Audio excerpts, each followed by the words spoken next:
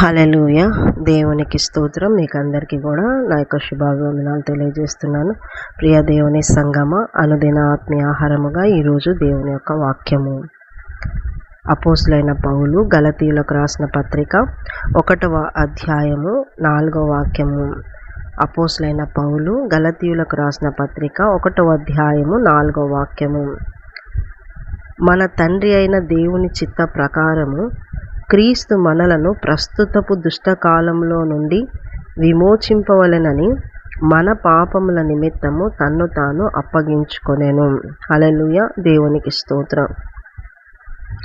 యేసయ్య ఎందుకు తన్ను తాను అప్పగించుకున్నాడు? యేసయ్య ఎందుకు తన్ను తాను సిలువ మరణానికి అప్పగించుకున్నాడు?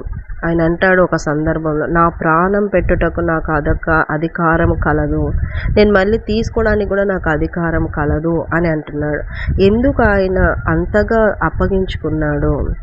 ఎందుకు అప్పగించుకున్నాడు? ఇప్పుడు చదివిన వాక్యంలో దుష్టకాలంలో నుండి విడిపించటానికంట. దుష్టకాలములో, ప్రస్తుత దుష్టకాలంలో నుండి విమోచింపజేయడానికి. కాలం ఎటువంటిది? ప్రస్తుతం అంటే దుష్టత్వంతో నిండి ఉన్నటువంటి కాలము, దుర్మార్గముతో నిండి ఉన్నటువంటి కాలము, ఎక్కడ మంచి అనేది లేనటువంటి కాలము. ఇటువంటి ప్రస్తుత దుష్ట కాలములో కూడా నిన్ను నన్ను విమోచింపవలెనని ఆయన నీ మీద ఉన్న పాపము, నా మీద ఉన్న పాపము నిమిత్తము ఆయన తన్ను తాను అప్పగించుకున్నాడు. 40 రోజులు ఉపవాసం ఉంటారు. అయిపోయా, ఒక అకేషన్ లాగా, ఒక పండుగలాగా, ఒక 40 రోజులు చేసినాంలే ఇంకా అయిపోయిందిలే అనేటువంటి ఈ యొక్క ఉపవాస ప్రార్థనలు 40 ఒక ఆనవాయితీగా, ఒక సంవత్సరంకు ఇలా చేస్తాము మేము అనేటువంటి దాంట్లో కాకుండా ఒక అనుభవంగా దేవునితో నడిచేటువంటి మనసు కలగాలని దేవుడు చూస్తున్నాడు. అనుభవాలు లేవా యేసయ్యతో? ఆయన ఎందుకు అంతగా అప్పగించుకున్నాడు?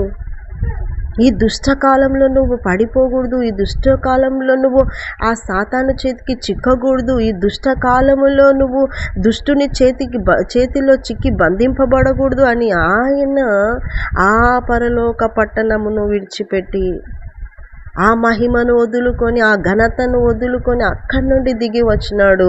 అది కూడా తండ్రి చిత్తము నెరవేర్చడానికి వచ్చి ఉన్నాడు. తండ్రి చిత్తం నెరవేర్చడానికి వచ్చినాడు. దేవుని చిత్తమై ఉన్నది యేసుక్రీస్తు వారు ఆ సిలువలో మరణించి తిరిగి లేయటము, ఆ యొక్క రక్తం కార్చటం అంతా కూడా. ఎందుకు అప్పగించుకున్నాడో తెలియదు, ఏ ప్రణాళికతో వచ్చినాడో యేసయ్య తెలియదు. మళ్ళీ తిరిగి ఆయన పునరుద్ధానుడైనాడని మరి పునరుద్ధాన పండగ చేసుకుంటారు, కానీ మళ్ళీ ఆయన వెళ్తూ కూడా నేను మళ్ళీ వస్తానని చెప్పిన ఆ మాటలు కూడా గుర్తు ఉంటాయో ఉండవో తెలియదు. యేసయ్య కొరకు ఇంకా ఆ పండగలు అయిపోయినాయి, ఆయన శిలువ మరణం అయిపోయింది, పునరుద్ధానం అయిపోయింది.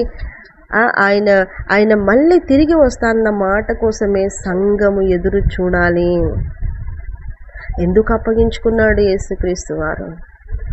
ఎందుకొరకు మళ్ళీ ఆయన వస్తా అంటున్నాడు? సంఘము విమోచింపబడిన ఆ సంఘమును తీసుకోవడానికి వస్తా అంటున్నాడు.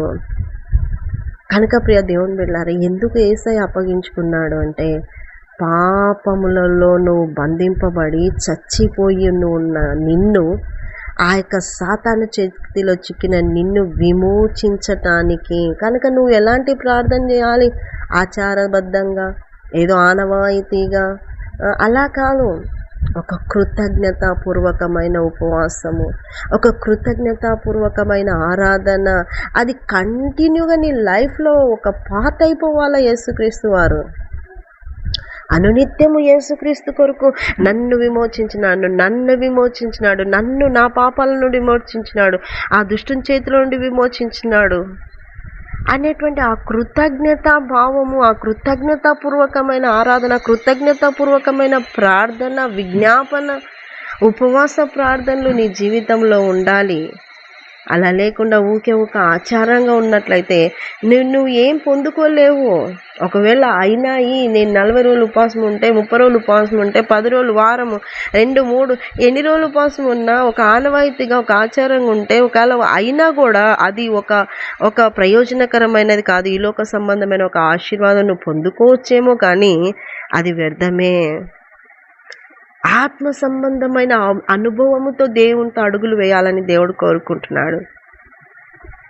విమోచింపబడిన గుంపు యేసుక్రీస్తు కొరకు ఎదురు చూస్తుంది. ఆ సంఘం కొరకు దేవుడు తిరిగి రానై ఉన్నాడు.